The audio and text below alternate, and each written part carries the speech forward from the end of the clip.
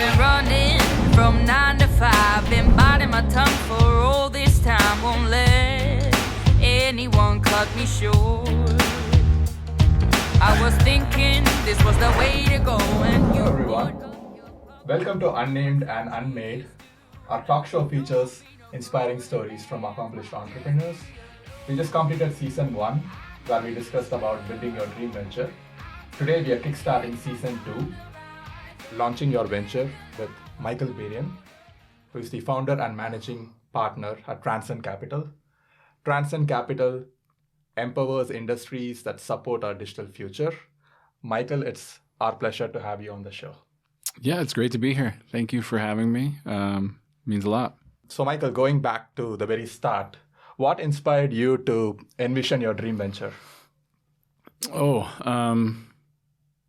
It really came about during the pandemic. I think people had a lot of time during the pandemic to think a little bit more about what they wanted out of life. And, we kind of get stuck sometimes in a routine.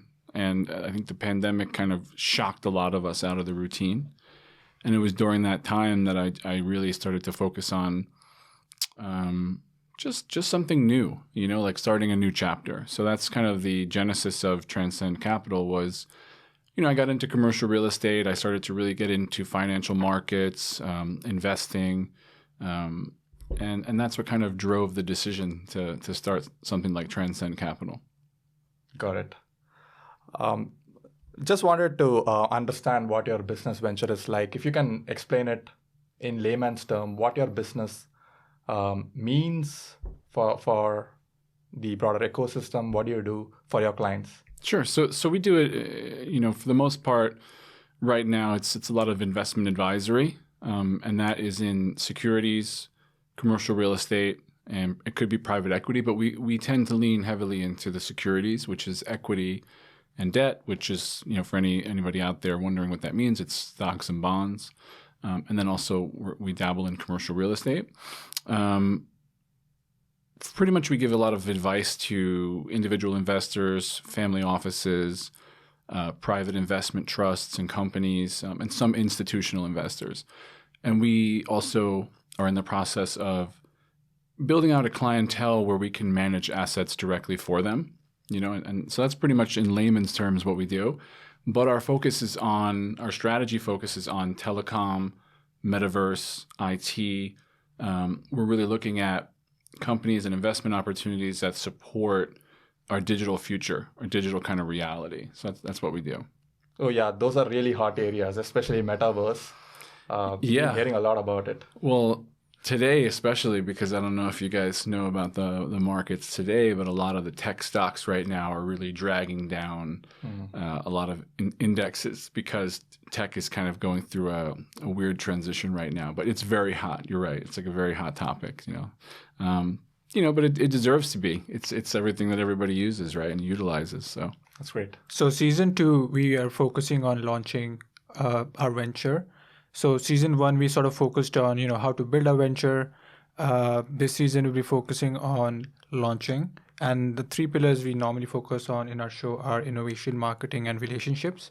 So we can get straight to it, starting off with innovation. When you're thinking about your product roadmap, what did you envision and how did you go about setting it up? Well, I've built businesses before. Like I have a company called I'm a multi-entrepreneur company called Grace Innovation. So working with that company over the years before launching this one, you really learn how to hone your skills when it comes to launching products.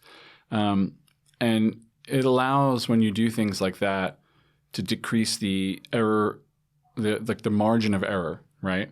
I think a lot of times when people start a company and they're young, they're a little lost in the whole process. But when you've been through it, when you've taken 10 years of phone calls and meetings and pitches and rejections and acceptances and you've failed and succeeded and up and down, you start to learn what really works. And I always say, you either have to be the best at something, the absolute best, or you have to bring something new. And if you're in between that, it's very difficult, right? Because that's where everybody else is. So either become the absolute best, which is in New York City very hard to do, right? It's millions and millions of people, tons of companies. or you can bring something new, something innovative to the table. So when it comes to laying out a product roadmap, you're going to learn really quickly as an entrepreneur what gets you meetings and what doesn't, or you should be learning. When you have something people need, that's the most important thing about entrepreneurship, is you have to have something people need. Not something people just want, not something you want. You have to have something people need at that moment. And you will notice how quickly doors will open and meetings will get booked. But when you don't have that, when it's something you want or something you think people want, it's a lot more of a struggle. I'm not saying it's not, going to happen for you.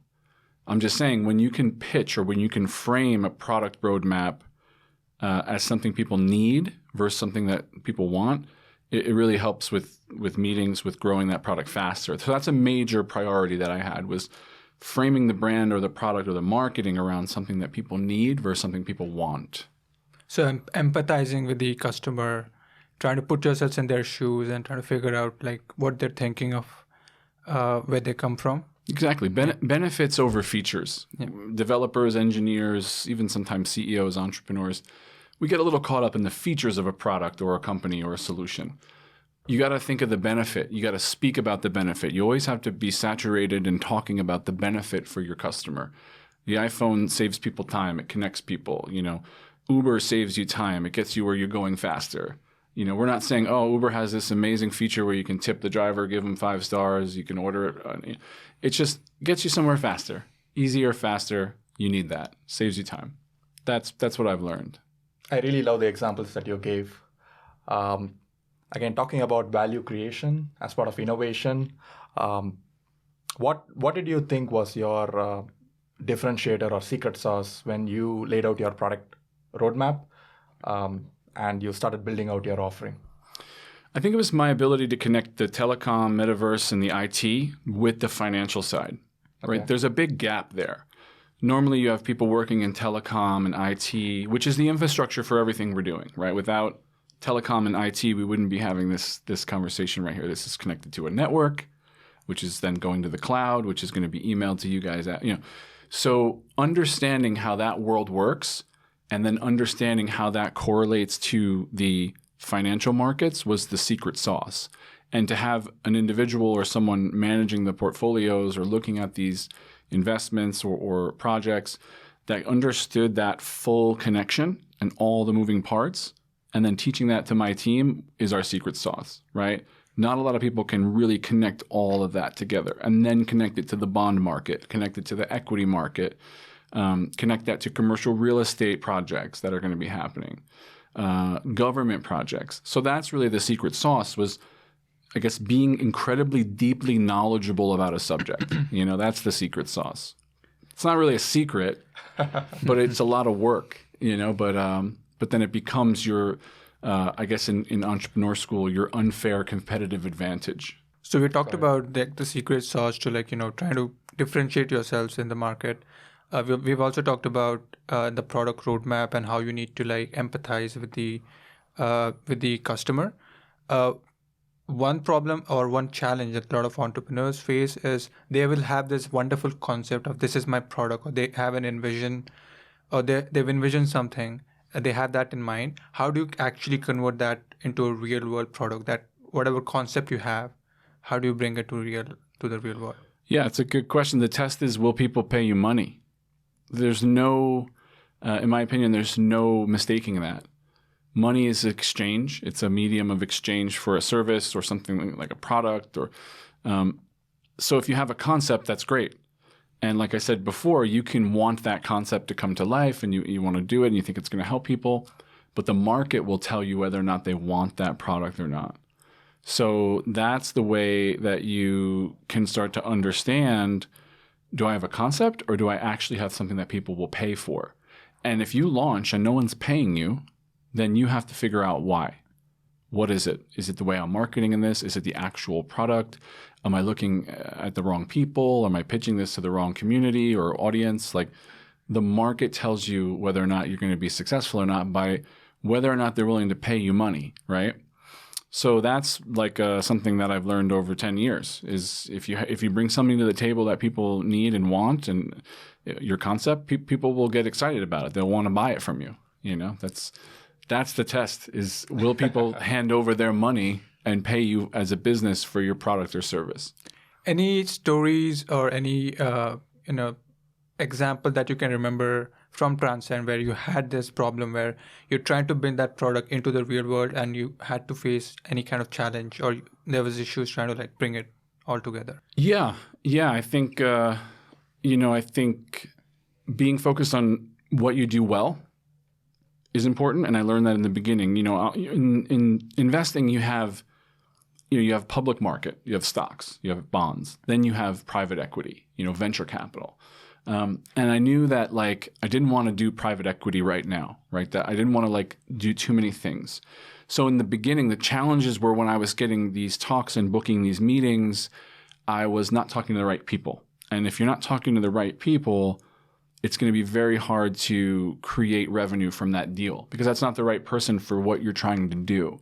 So the challenge, like you said, I have a concept, but I have to fine tune the application of that concept, so that I'm booking meetings with the right people, right? That want what I'm doing.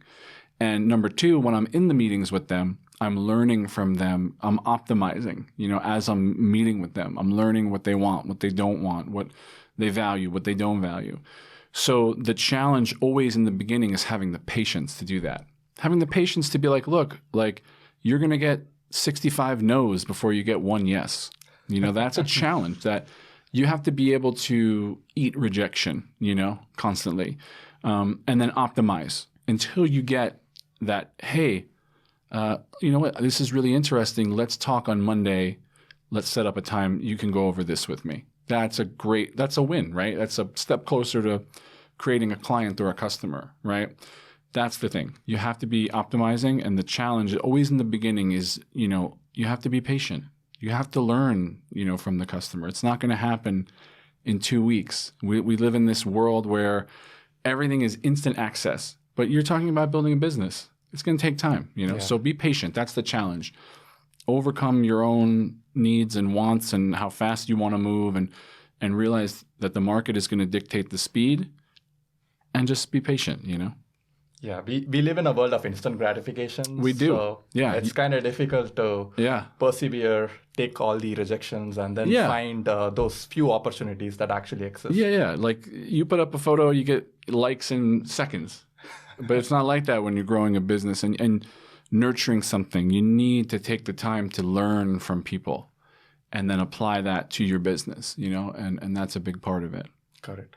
We now want to switch gears to talk about marketing. I know you talked about customer willingness to pay and demand for the offering that might be organic in nature if customers see the value. Yeah. But when you're trying to launch and then scale your business, you are obviously trying to be as efficient as possible and also be effective with your overall marketing. So going back to your launch phase, how did you come up with the launch plan? How did you execute? Well, so the first thing is you have to pitch it in a way that people are going to want to hear it. And I always say, this is one of the most important things about, you could call it selling, marketing, whatever it is. You got to be a human being. You have to think like a human being. Me and you, I'm not going to come in and sell you something the first time I meet you. Just like, you meet someone, you don't get married the next week. You meet someone, you talk to them, maybe you go out to dinner, you decide you want to spend more time with them, and that's how it goes. It's a relationship. Same thing with friends, right? You meet someone, you like them, you get along with them, you go to a baseball game, you go catch a movie, whatever, you go out to dinner, you go out and hang, and then over a year or two, you develop, this is my friend, Human beings and selling and business is the same way, right? You can't just sell people. You have to develop relationships. That's the number one thing. And you got to do it in a way that's sincere. You got to genuinely build a relationship, especially in my business where you're talking sometimes about millions of dollars, right? Some people are going to entrust, or the goal is to have them entrust their estate, their capital, their project to you and take your advice seriously. And there's millions and millions of dollars on the line. And the responsibility is I have to be developing a relationship. I have to be listening to them. I got to know their goals. These are the things that, if you're rushing, you're going to miss all this. So it's like you got to kind of slow down a little bit. That's number one. Be a human being. When you speak to somebody, be human. Don't send them a 5-paragraph LinkedIn message telling them everything at once. Say, hey, Chris, or hey, Susan, I like your LinkedIn profile. We got a lot of the same interests. Do you have a few minutes next week to jump on Zoom? Or can I buy you a coffee? Or I'm going to this networking event. You want to meet me there and we'll talk a little bit about what you're up to and what I'm up to. And, this guy, Dave Meltzer, he's a CEO entrepreneur guy. And he said it best, like, be more interested than interesting. So just genuinely care about people, genuinely show an interest, genuinely try to help them. Like with my business, with Transend at least, we're trying to help people. We're trying to look at financial planning, investment planning. Look, that could be, setting up insurance for you. You guys are entrepreneurs. Maybe you don't have insurance through your job. Can we look at something that in, 30 years helps you out? Or do you have an IRA, because you don't work for a company, so you don't have a 401k. Do you have an IRA? Like, can I help you invest in your future and feel safe and better about it? I'm going to take a little fee for my time, but you should walk out of there like, wow, this guy is cool. He helps me. He cares about what I want. So that's number one, right? About launching any product or business or whatever is be real, be sincere, be a human being and speak to people that way. And that's how you get people, more and more people to become attracted to you or to answer your calls. I have an email campaign going right now with one of my partners in the company. We have almost an 80% open rate, right? And it's simply because the subject line says the metaverse. It doesn't say blah, blah, blah, blah, blah, blah, blah, blah, blah. Like it's not this, or metaverse investment or how to make more money or blah. It just says the metaverse. So it's like, it's like that's me understanding human nature and knowing that people are curious. It gets clicked on and then we get the response because I'm very human. Hey, Chris, we're working on these metaverse investments. It's a big sector. There's a lot of growth there. It's just getting started. Do you have some time to talk about it? See what we're up to. That's my whole email. That's what gets responses. So be human, really care about people. Understand that it's a human relationship, in your marketing.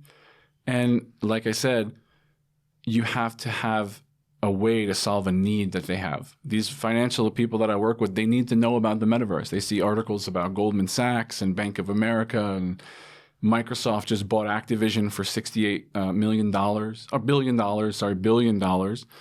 They want to know. They need to know. And I'm just going to be that answer right now for them. That's all. So that's great to hear. So care about your customers and then customers will slowly care about you. And yeah. Keep it keep it human, keep it friendly, keep it sweet, keep it like loving. You know what I mean? Don't be about business. The Asian market, the people that work in the Asian world are very good at this. They play golf, they go to dinner, they sit down, they have food with each other, they learn about each other. Like we're going to go into business for the next couple of years, Sometimes in the West, it's like wham, bam, this is what I want. Can you get me to, it's not about that, It's about nurturing the relationships with customers, Yeah. Also, I think with technologies like AI, automation out there, marketing these days has become less of an intimate affair with the customer. Yeah. It's important for entrepreneurs to bring back that mojo when it comes to engaging with customers in meaningful ways. And like you said, be as human as possible. So that's a great takeaway for us. Yeah, use the AI. Like I use it for my cold email outreach, but my message is very human. Mm-hmm. So I have it sending, email, sending things, and we're using technology to vet people and, target people. But once I send the message, once it's Michael, it's very like, let's just talk. Let's just have fun. Let's chop it up on a Zoom call and talk about it, Makes sense. Yeah. And it's definitely a trend these days. Everyone has access to data. Everyone has access to like the latest technology. So what's really differentiating a lot of the businesses these days is that, like you mentioned, that human element. Any business or company that brings that to the table, suddenly you're creating that connection with the customer or the audience. So definitely we've noticed that, and a lot of companies are shifting or trying to focus or become more like sort of human centric. It's called the moment of truth, right? Yeah. You kind of reach your customers when they need to find a solution to a certain problem. You solve them. You solve that particular problem and you win that customer. Yeah. long run. Growth is about planting seeds. A sunflower is not 7 feet tall from the inception. It starts as a seed and then it grows. Business is the same way. It's just the same way. And building customers is the same way. It's never going to be it's never going to go as fast as you want it to go. And that's just the truth. But again, plant seeds, and watch them grow. So Michael, we talked a lot about customers. We would like to hear one story where you wowed your customer with your offering. Anything that you can share with us?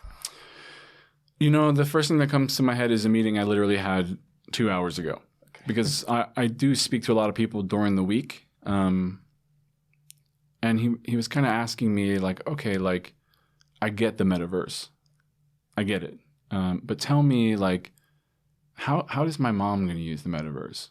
Or how is, like, society really going to use this? Because he's like, I'm just seeing things like Fortnite and Roblox. And so I said, look, a lot of people are focusing on the metaverse. They're focusing on the entertainment side of it, right? So they're focusing on gaming, being able to watch the Super Bowl or a basketball game in there or play games or go to like Decentraland or something, which is fine. That's going to be a component of it. But I told them a story about how, as far as investing, we're looking at companies that are using the metaverse for business case. So I'll give you an example. There's a company called Ericsson, telecom company. They're big.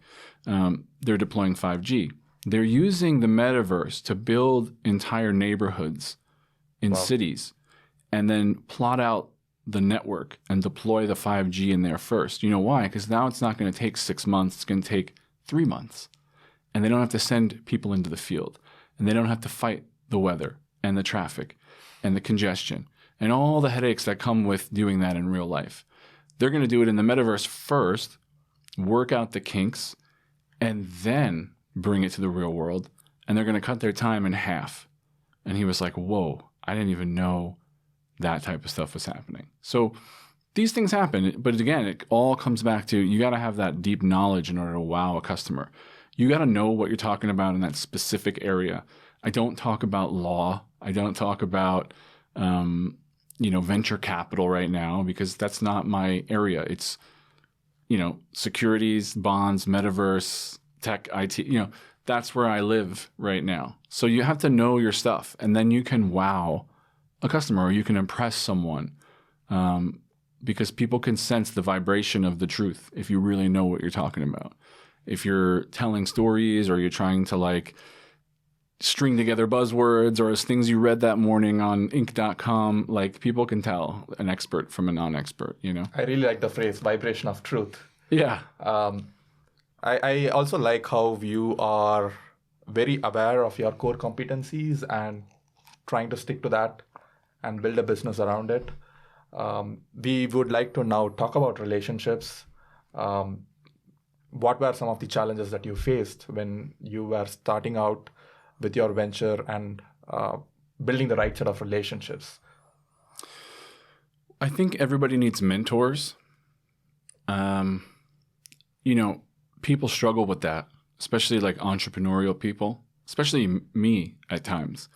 We get a vision or we get a concept or we have a path that we want to follow and we get a little bit, tunnel vision.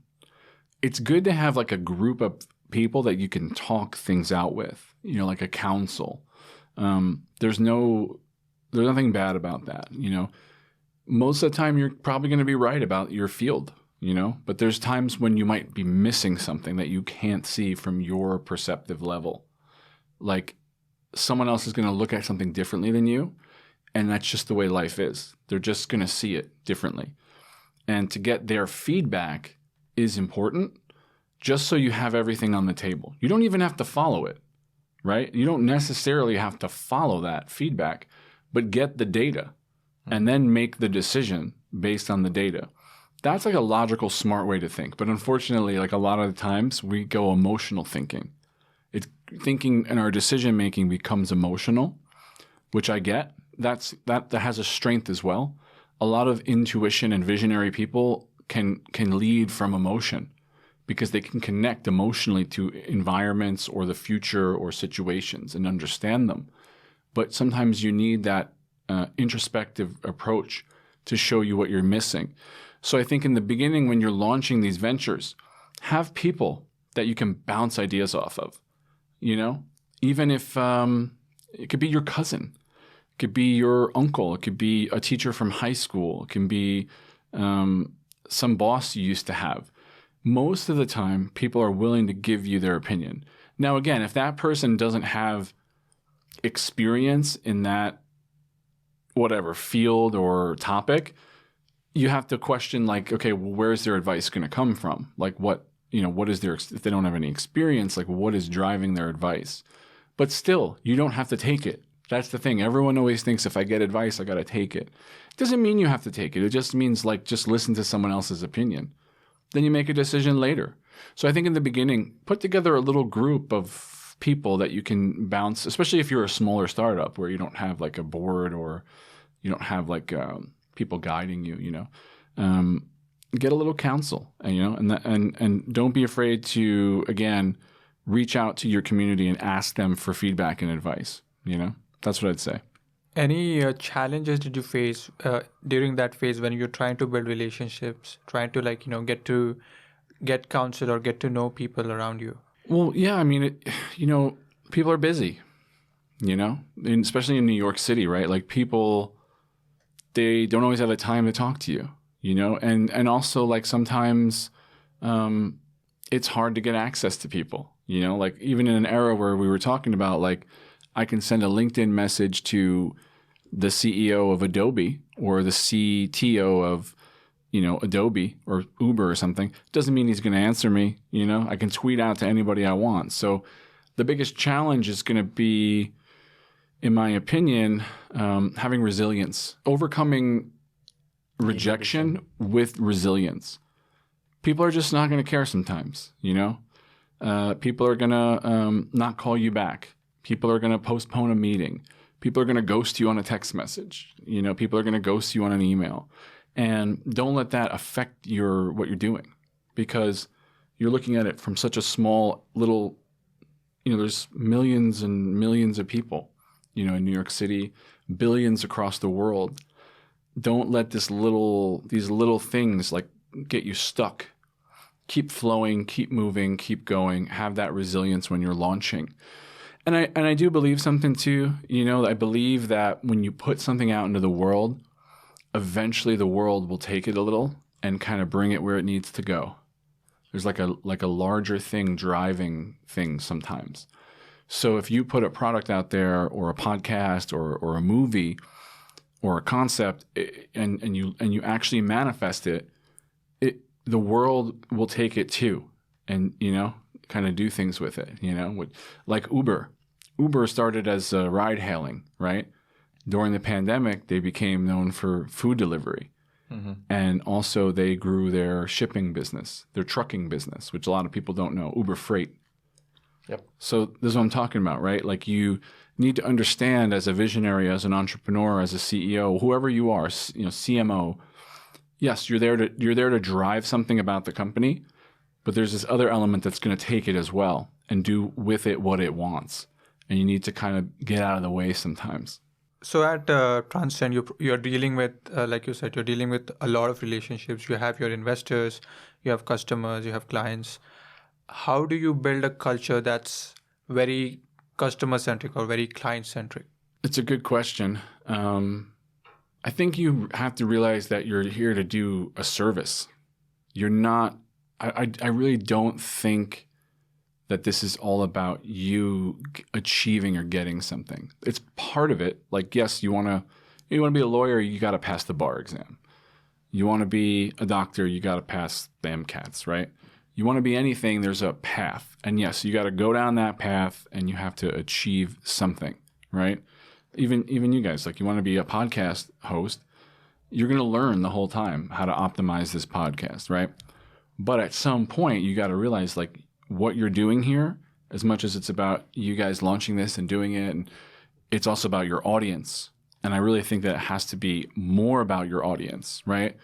There's a saying from a great investor, Ray Dalio, and he says, pretty much like the universe optimizes for the whole, not for the individual.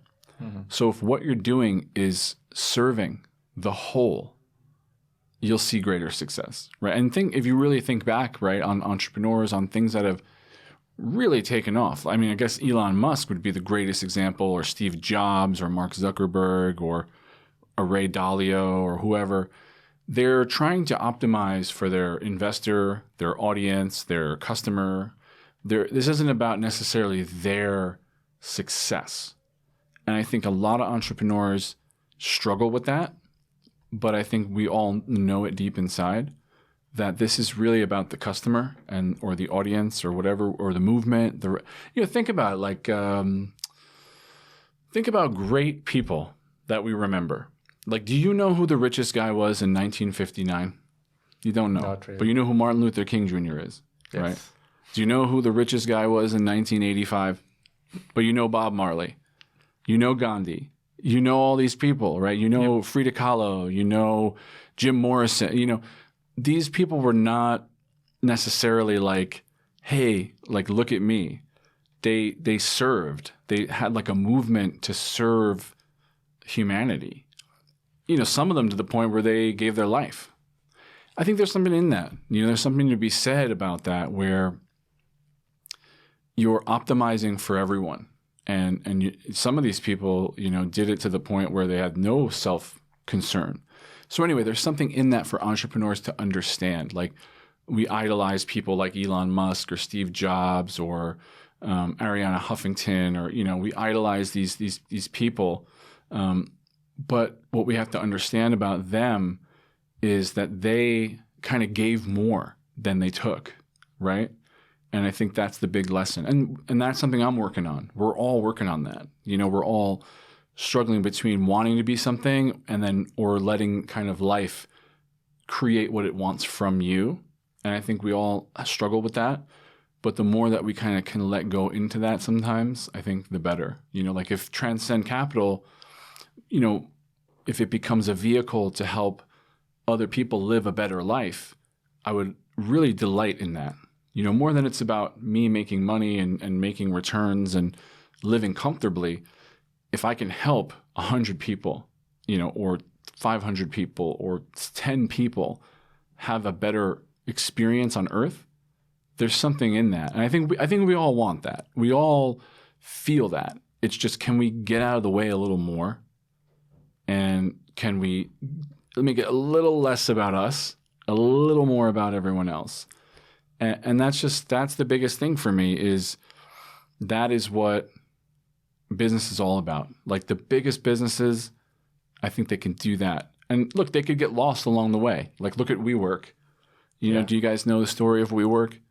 Yeah, so definitely know the CEO. Oh, you know him? Like, he's been in the news. Oh, yeah. So well, I'm not going to say any names or anything, but, great business model, really smart. And it helped a lot of people. We can all have an office in Manhattan or Los Angeles or Miami, see clients, look professional, have a great work environment, but somewhere along the way, when you see something, lose track of your core mission. I think so. Yeah. I mean, somewhere along the way, maybe it implodes because it loses the original selfless value of what it was meant to be, And I think it's not about following the money necessarily. It's about doing something that you love and serving people while you're doing that. And that's not to say, like, don't go after the things you like. Like, if you like podcasts and I like this thing, and another guy wants to build a football NFL blog, great, go serve the NFL, like Barstool Sports. Like They're the most organic grassroots company out there. They served a certain demographic of sports fans, and they did it very well. It wasn't about them; it was about the fans. I think that's there's something to be said about that. So anyway, I think one of the areas where entrepreneurs get confused is how do I measure my success?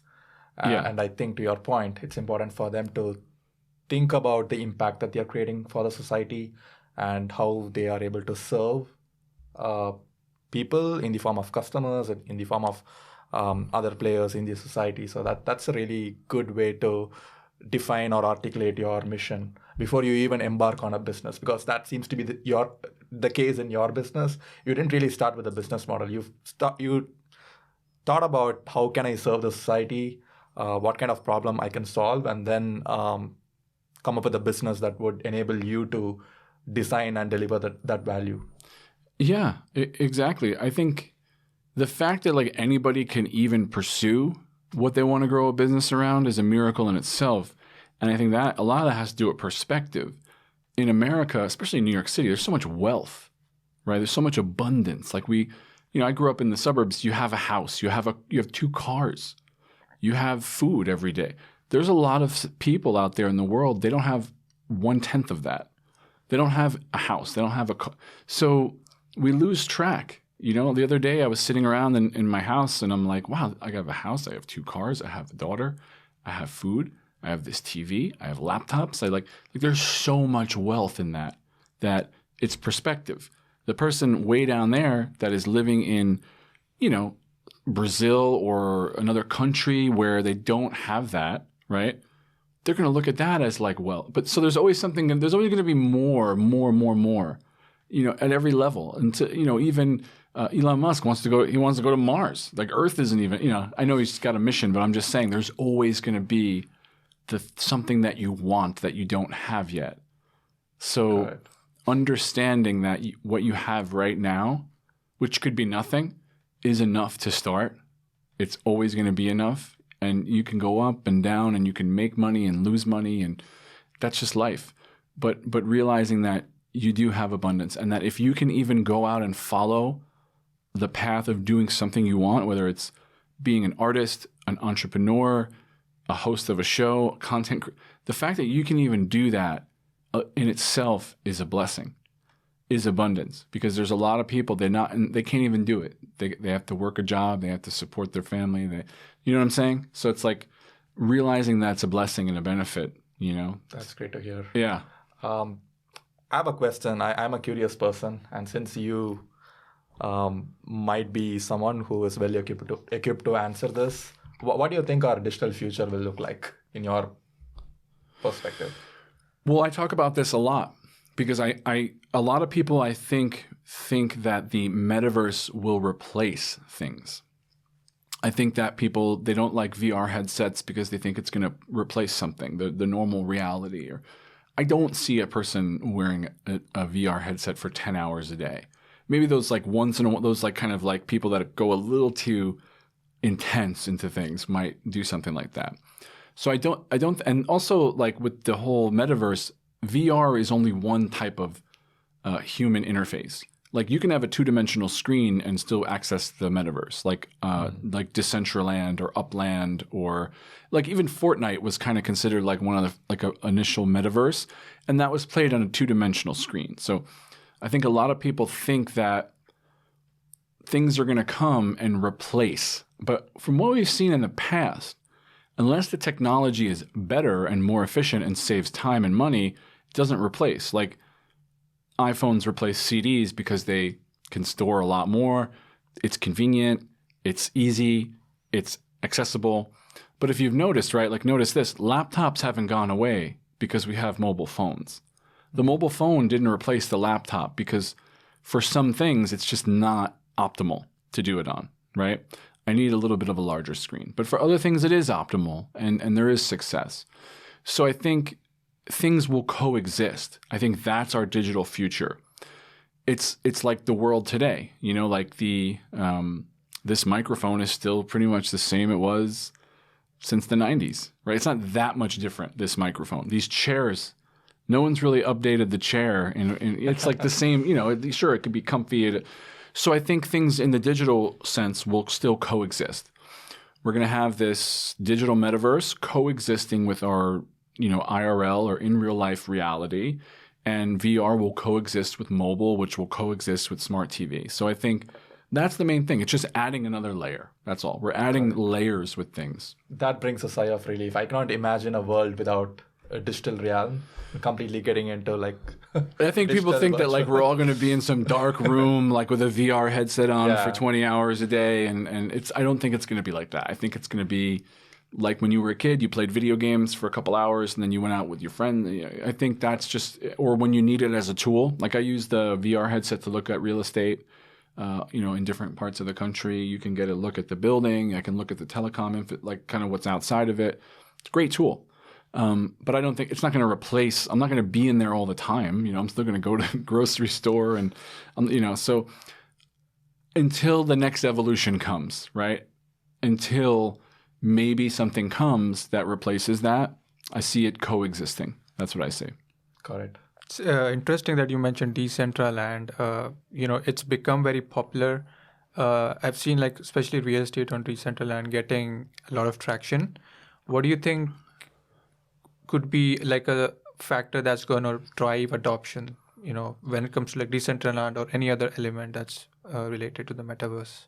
Well, I think performance, like if I buy something in Decentraland and I can't sell it in 3 months, there's no liquidity. That's a problem. That's just, people are going to get scared away from those types of investments. If I put $3 million in bonds and I'm getting interest payments on them, but I need that money, I can take it out. It'll be penalized, but I can get it, I can get it out, or I can wait. But what I'm trying to say is if people put money in something like Bitmart, or they put money in something like Upland or Decentraland, and they find out that they can't get the money out, that's going to be a problem. If the liquidity is not there, if I want to get money out of Bitcoin, I can just sell my money and take my losses and take a walk, right? Balance those losses against my gains, and hey, maybe I'm not paying as much in taxes. But if I can't get money out of Decentraland, that's going to be a challenge. So these companies have to make sure that they're able to support that need. That if they lock in someone's finances into a piece of land in there, and they're like, oh, you know what, 3 months I need to get it out, they better be able to pay. That better be a smooth process. That's the only thing I could see really hurting these companies that are selling digital land in the metaverse is it's not liquid. Because the whole point of digital assets is people like that it's liquid. If I buy a building in New Jersey, okay, I know that I got to like sell it. If it doesn't do well in a year or 2 years, then I got to put it on the market. It's going to be, I got to hire a broker. We got to find a buyer. Okay, that's a pain in the neck, but I get it, right? That's why it's not really a liquid investment. But people expect digital investments to be liquid. So if I need to sell my land off in Decentraland, I got to be able to do it quick, Also, do you think companies like Facebook, they rebranded to Meta? It's been kind of a hot topic lately. Do you think announcements like that or companies making those sort of big moves is also going to maybe drive adoption or get the name out there, like metaverse is here to stay or it's here for the future? Yeah, I do. I think Facebook is making a big bet. But look, if you look at Facebook, I mean, they built a lot of things we use today. I mean, I use WhatsApp. It's owned by Facebook. Instagram, owned by Facebook. Oculus, Facebook. So their track record's pretty good. They know what they're doing, So I honestly think a big part of what they're doing is look, like I said, you see Goldman Sachs is saying metaverse is the next big thing. You see Microsoft just made a huge purchase, right? You see companies getting ready for this. Bank of America is calling it an opportunity to invest in. It's not a secret. We all might not see the full spectrum yet, but other people are seeing it. So the point I'm making is Facebook is not stupid. They want to be at the forefront of this. And what's interesting about Facebook is they started off as like the teenager platform. And then somehow it became like the old person platform, right? Became like you had Snapchat came, or Instagram, then Snapchat came along, and then TikTok's like the one. Things always come that the generation, the teenager generation, makes their thing. Before Facebook, it was MySpace. So Facebook is not stupid. They became somehow like the old person kind of platform, but now they're rebranding and they're going to capture a new generation of different types of people who are spending more time in a digital world. These kids are already spending more time connected digitally with their faces in the phones or on Zooms or in email, they're constantly in some digital world anyway. Now they're just taking it to the next level. I think what they did was they did something very smart. They came first and they kind of owned the brand. But metaverse is not Facebook. Metaverse is like saying social media. But Facebook came along and said, look, we're going to be at the forefront of this, innovating. I think that's a smart move, Going for the next generation, right? That's great. Yeah, because it's like you either innovate or you die. So you're either going to grow with, and you have to go back to the people who are driving the innovation, which has always been teens and people in their 20s. And then I think older people come on board, but these are the people that drive the next level of platforms. These perspectives are really helpful. Right now, there is a lot of uncertainty as to where technology is heading and taking us along with it. So thanks very much for sharing your perspectives. I do have a hypothetical question. Yeah. Going back to your journey as an entrepreneur, if you had the opportunity to give some advice to your younger self who is just starting out as an entrepreneur, what would that be? I think that all entrepreneurs think about this question a lot. I think I would have started earlier, and I think I would. It's a difficult question to answer. Even though I think about it a lot, the answer changes a lot. But if I could go back and give myself, I'd say be more thoughtful, and look, I'm going to give an example. I'll give the example of someone who wants to be a musician, right? Let's say you want to be a musician and that's what you want to do as your life, and you're in a band with 3 other people and you guys are musicians. Okay. That's a nice dream. It's a great vision. And if you're passionate about it, that's amazing. You should pursue that. But in order to make that happen, you need to make $40,000 to $50,000 a year, right? And so does everybody else in that band, in order to really do it. So that means the band needs to make like $200,000 to $250,000 a year, or let's just say $200,000 a year as a band. So how are you going to do that? What's the plan? How do you make that happen? Because if it's playing, every weekend at a club or a bar or something for $175, split 4 ways, that's not the way to do it. So what's going to generate that? Yeah. That's the way you need to think about everything, even an entrepreneur. So if I have a business, okay, I want to be an entrepreneur, I need to make sure that I'm earning an income of X amount. How do I get there? Mm-hmm. You can't just wing it. And when you're young, you wing it a lot. So the advice of an older person now who's, mid-30s is have the plan laid out. The plan is never going to work out exactly, but you need to put dates down on paper. You need to put goals down on paper. You need to understand that a game plan gets you to the reality. So if you want to build a podcast and you guys want to make a living off of it, right? You have to build a plan. That means that we need $30,000 a year in sponsorships, and we need to sell this and that. And okay, now our podcast generates $100,000 a year. You take 50, you take 50, and this is what we do. And okay, I don't take 75 anymore because I used to make that, but now I'm happier. Mm-hmm. But I have a plan how to get there. That's what the advice I would say. And I'm constantly giving myself that advice still is, okay, this is great, Michael, but what's the plan? How do we get from point A to point B to point C? Set some goals, have the plan, stick to it, that discipline, and try to get there. And don't try not to get too distracted. That's the other thing with entrepreneurs is we every minute we have an idea. Yeah. We have an idea, and it's like you got to learn to say no. I think, Steve Jobs said that best. Learn to say no to things and focus on the core things that you need to do. Yeah, I think one of the things that people generally associate entrepreneurship with is risk-taking, but what they don't realize is that a lot of meticulous planning goes under the hood. Sure. To ensure you go from point A to point B, wherever you want to head? Yeah, starting a business is a risk. You start a restaurant, it's a risk. You start a barbershop, you're taking a risk because there's the risk that you might not make enough money and it will fail. But that doesn't matter. If it's going to fail, it fails. Yep. You did it. You used your time and your life to do something you wanted to try. There's too many people are scared to fail when we're all going to fail at something at some point. It's like just get over it and just try. And it's a lot easier when you're younger. Do the things you want to do before you have more and more layers of responsibility. Because once those layers of responsibility come, it's a lot harder to get things done. But don't be afraid to fail, and don't even look at it as a failure. You're always going to learn. Starting a barbershop and running it for 6 months and failing is a great learning experience for when you try to do it again. I've failed in businesses, and then I did another one and it worked, and then another one and it didn't, and then another one and it works.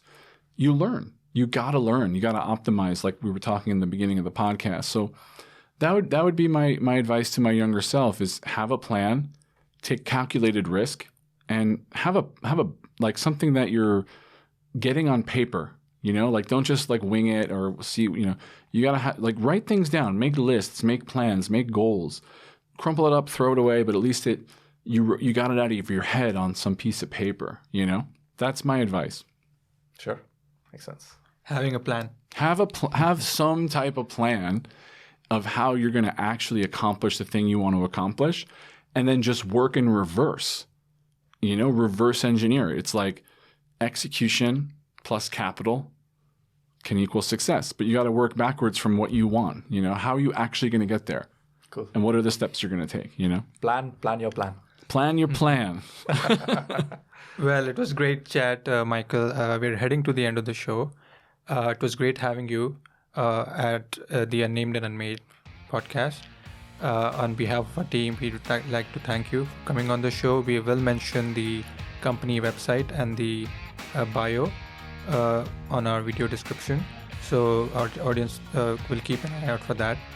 Again, on behalf of the Unnamed and Unmade team, thanks for joining. Thank you. Yeah, I liked it. It was really nice. It was cool, man. I thought it was cool.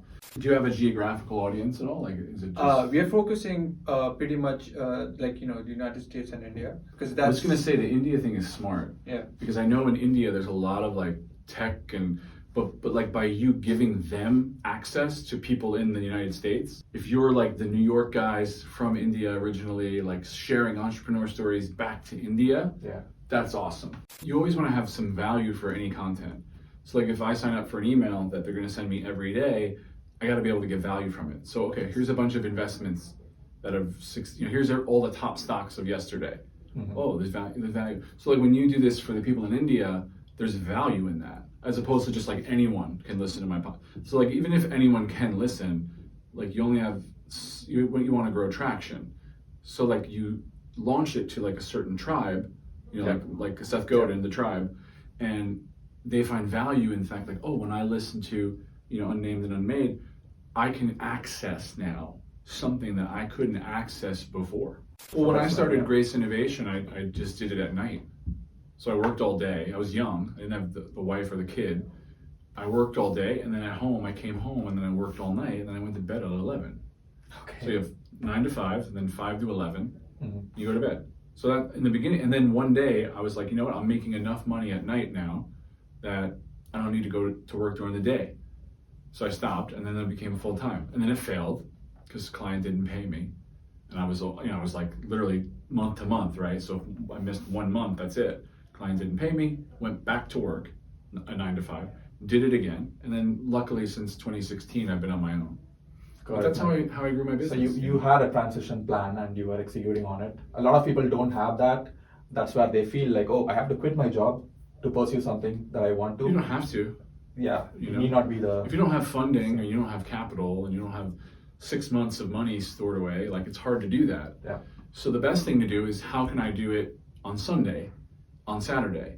If you're a teacher, how can I do it in the summer? How can I do it, that's the best thing to do. And then you kind of grow it, and then you take that leap once your reward outweighs the risk. It's like, okay, if I go full time, I can at least eat and pay my bills. I got to cut the vacations, I got to cut the fancy things, but at least I get to do what I want to do. That's the biggest part, you know?